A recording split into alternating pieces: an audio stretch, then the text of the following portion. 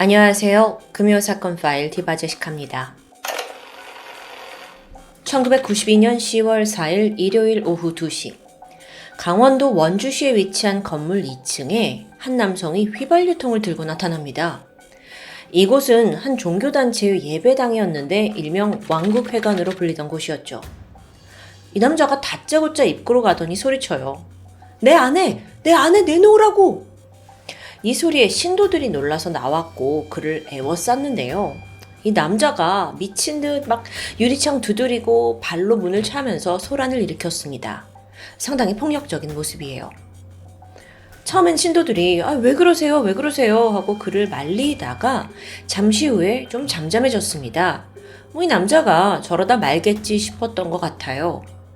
안타깝게도 그 신도들은 남성이 가져온 휘발유통을 보지 못한 거겠죠. 잠시 후 남성은 예배당 입구부터 앞쪽 계단까지 마구 휘발유를 뿌렸고 급기야 라이터를 붙이고 맙니다. 순식간에 새빨간 화염에 휩싸였어요. 그 예배당에 있던 목재 의자 그리고 카펫에 다 불이 붙으면서 불길도 샤샤샥 빠르지만 무엇보다도 유독가스가 뿜어져 나왔습니다. 안에 있던 신도들은 갑작스럽게 불이 나니까 너무 놀래가지고 일단 출입구와 창문으로 탈출을 하려고 시도했어요. 근데 그 과정이 순탄치 않습니다. 이 남성이 출입문을 막아버렸기 때문이에요. 당시 왕국회관 건물의 공식적인 출입문은 단 한 개만 존재했습니다. 그렇다 보니 대부분 신도들이 다 출입문으로 달려갔겠죠. 그 과정에서 인파가 몰리니까 막 뒤엉켜 넘어지고 말아요. 그렇게 탈출은 더뎌졌고 그중 일부는 뜨거운 화염을 피해 7m 창문 아래로 뛰어내리기도 했습니다. 여기서 잠깐 이 화재가 난 왕국회관은 1989년도에 지어진 70여 평짜리 2층 상가 건물입니다. 여호와의 증인이라는 종교단체가 사용하던 곳이고 실제 희생자들도 전부 신도들이었습니다. 이 여호와의 증인이란 단체는 다른 기독교 종파와는 달리 이 교회라는 단어를 사용하지 않는다고 해요. 대신 예배 장소를 왕국회관이라고 부르고요. 그 뜻은 하나님의 왕국을 전하는 곳이라고 하는데요. 이 사고 날이 하필 주일이었습니다. 그래서 교리를 공부하던 70여 명의 청소년 신도들을 포함해서 어린이들도 거기에 있었어요. 그래서 실제로 이 사건은 10세 미만의 어린 피해자들이 상당히 많았고요. 화재 신고를 받고 이후 소방차 7대와 경찰까지 약 90여 명이 빠르게 출동했습니다. 불은 간신히 40분 만에 진화가 됐지만 이 피해 규모는 상당했는데요. 그리고 나서 사건이 발생한 지 20분 뒤 이 현장에서 한 400m 떨어진 파출소에 남성이 찾아옵니다. 그리고 당당히 말했죠. 내가 방금 왕국회관에 불 지르고 오는 길입니다. 그는 자수했습니다. 남성의 이름은 원언식, 35살의 나이로 대한지적공사, 현재 명칭으로는 한국국토정보공사의 원주시 출장소에서 근무하고 있던 그러니까 공무원이었습니다. 처음 경찰은 파출소에 와서 자기가 불을 질렀다고 하니 이걸 쉽게 믿을 순 없었어요. 그래서 바로 신원을 조회해봤죠. 그랬더니 전과도 없고 번듯한 회사에 다니고 있는 누가 봐도 평범한 시민이거든요. 하지만 그는 분명 방화범입니다. 아니 그보다도 더 잔혹한 사람들을 아예 죽일 목적으로 불을 지른 살인범이었어요. 이날 원원식에 의해 희생된 사망자 수는 무려 15명. 살아남은 이들 중에서도 36명은 중화상을 입었습니다. 그런데 또 다른 문제가 있어요. 이 생존자, 피해자 지금 대부분이 여호와의 증인 신도잖아요. 그래서 이들이 교리에 따라 수혈받는 걸 거부한 겁니다. 이 화상 환자의 경우에도 치료 과정에서 많은 출혈이 발생할 수 있기 때문에 수혈이 필요해요. 하지만 이들 중에 예를 들어 한 피해자는 교리가 너무 중요하다 그러면서 수혈을 끝내 거부했고 사망에 이르고 말았습니다.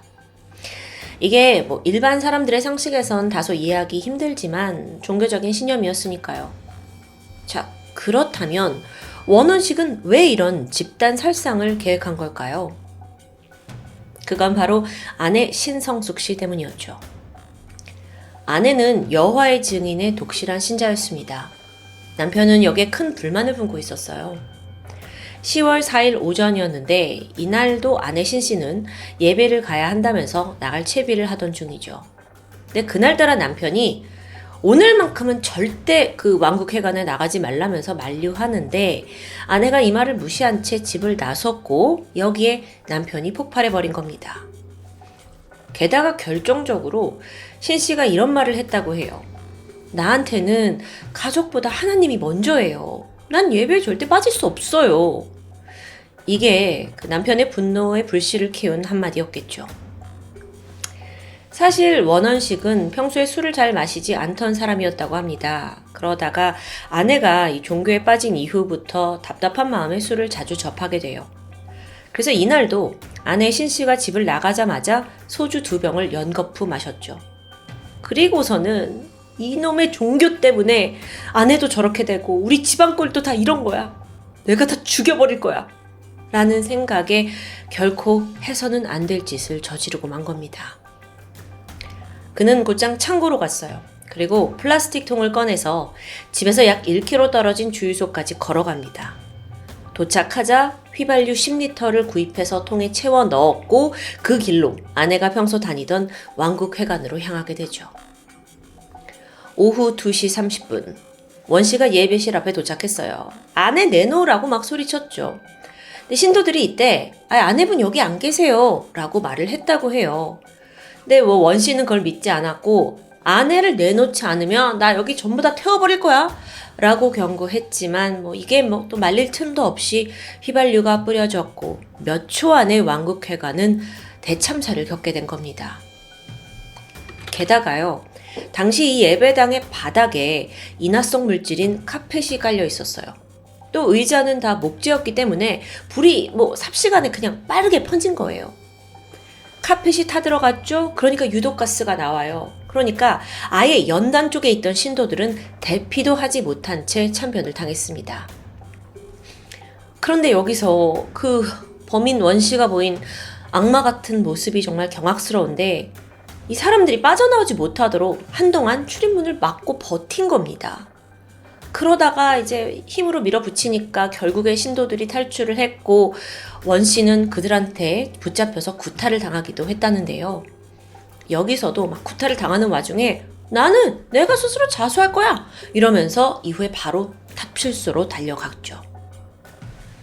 그런데요, 정작 아내 신씨는 그날 예배당에 없었던 것으로 밝혀졌습니다. 사실 이게 워낙 옛날 사건이라 기록마다 조금 다르게 나와 있긴 한데 원씨가 행패를 부리는 동안 몰래 회관 쪽문으로 빠져나가서 화를 피했다는 이야기도 있고 애초에 아예 왕국회관에 가지 않았다는 기사도 남겨져 있습니다. 어쨌든 그 아내 신씨는 사건 다음 날인 5일 아침 원주 경찰서에 자신의 친정어머니와 남동생 데리고 자진 출두했습니다. 그리고 사건 발생에 대한 조사를 받게 되죠. 범인 원원식은 구속이 되면서 카메라 앞에 서게 됩니다. 사실 이 사람이 범행을 저지르기 전까지는 그저 우리 주변에서 쉽게 볼 수 있는 평범한 가장이었어요. 그렇기 때문에 당시에 이 사건에 대한 충격이 굉장히 컸죠. 그 또한 이런 말을 했습니다. 나는 아내만 죽이면 됐었는데 일이 이렇게 크게 돼서 속상하다.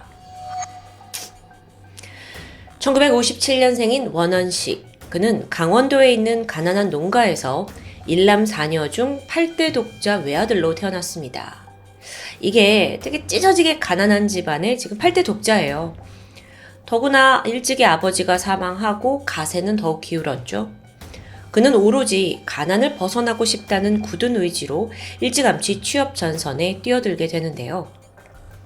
20살이 됐어요. 원원식은 대한지적공사의 계약직으로 본격적인 사회생활을 시작합니다.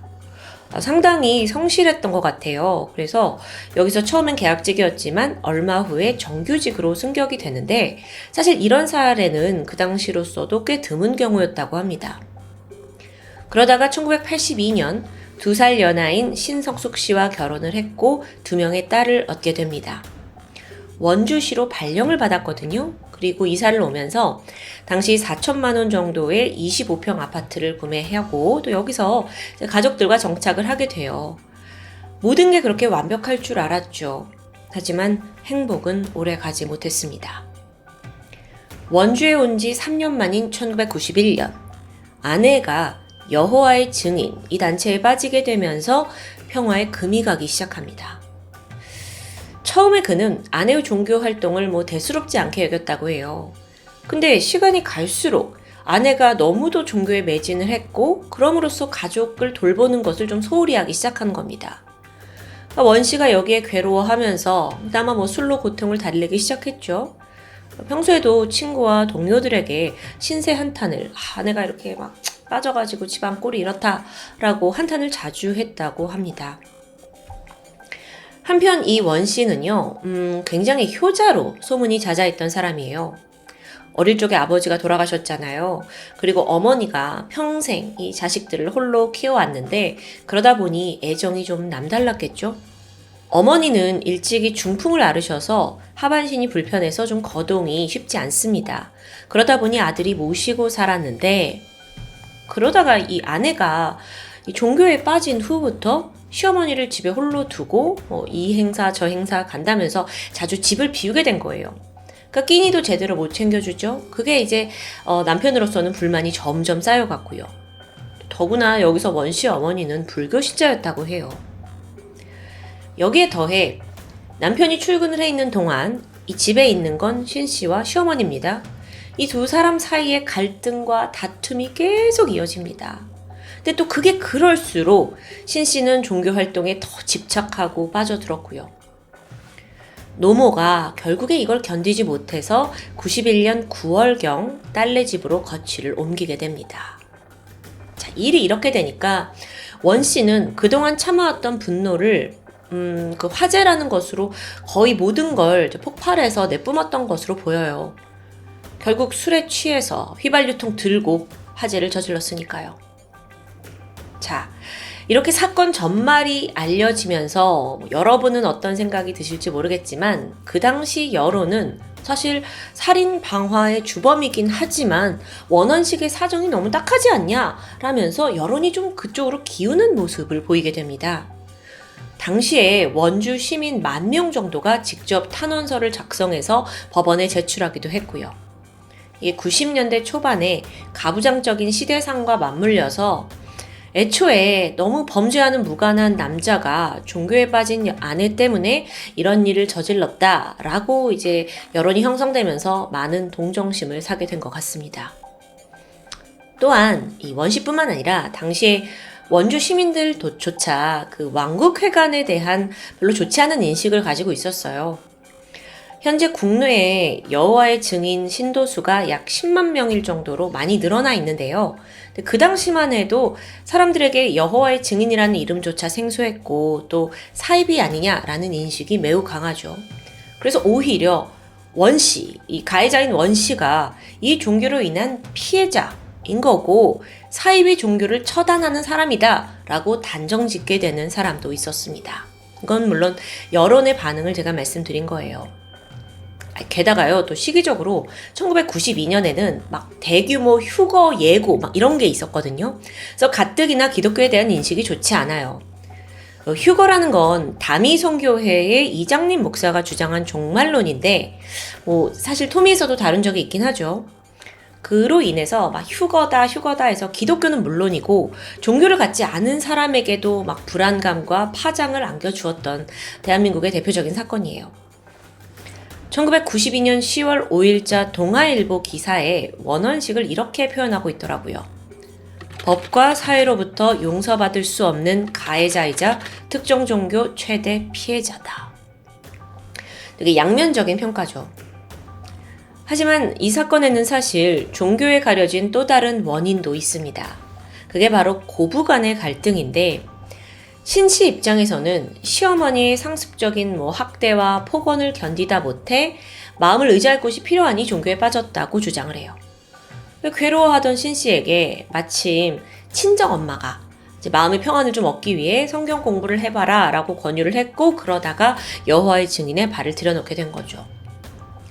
아내에 따르면 그녀는 일주일에 3번씩 왕국회관에 방문했습니다. 특히나 목요일에는 예배가 좀 늦게 끝나서 밤 11시에 집에 들어갈 때도 있었고요. 이러다 보니 남편과 자주 다투게 되는데 원 씨는 어쨌든 아내가 우리 엄마를 잘 돌보지 못한다라는 부분에서 크게 분노했죠. 근데 또 아내는 무작정 시어머니 편만 드는 남편의 태도에 실망감을 느낀 거고요. 그러다가 시어머니가 결국 딸들 집으로 옮겨가자 원 씨는 참지 못하고 이 참사를 일으킨 겁니다. 그래도 잊지 말아야 할 게 그는 15명을 화재로 살해한 대량 살상범이라는 사실입니다. 원원식은 1심에서 3심까지 최종 사형 확정 판결을 받았습니다. 현재 그는 국내 가장 오래된 사형수로 알려져 있는데요. 1993년에 사형이 확정됐으니까 2024년인 현재 그는 31년째 복역하고 있는 장기 미결수입니다. 현재 광주교독소에 복역 중이래요. 참고로 좀 아이러니한 게 있는데 오랜 세월 교도소에 살고 있는 원원식은 그곳에서 열렬한 개신교 신자가 되었다고 전해집니다. 최근 들어서 이 원 씨에 대한 사형 집행 시효 문제가 불거졌습니다. 국내 형법 제66조에 따르면 형을 선고받은 사람에 대해서는 시효가 완성되면 그 집행이 면제된다라고 명시되어 있어요. 근데 문제는 사형의 경우에 그 시효 기간이 30년이라는 거죠. 그러니까 30년 기간 동안 사형수로 복역을 해도 집행이 되지 않으면 석방될 수 있다는 가능성입니다. 이걸 해결하기 위해 정부는 사형 집행 시효를 아예 없애는 형법 개정안을 의결했는데요. 그렇다면 이제 사형이 사실상 가석방 없는 절대적 종신형과 같은 효과를 낼 것으로도 보고 있습니다. 원 씨는 과거 한 인터뷰를 통해서 30년 기간 동안 자신이 사형수로 살면서 하루하루 체념을 배워갔다고 고백합니다. 그렇다고 해서 참혹하게 불타 죽은 피해자들에 대한 변명거리는 될 수 없겠죠. 지금까지 금연사건 파일 디바제시카였습니다.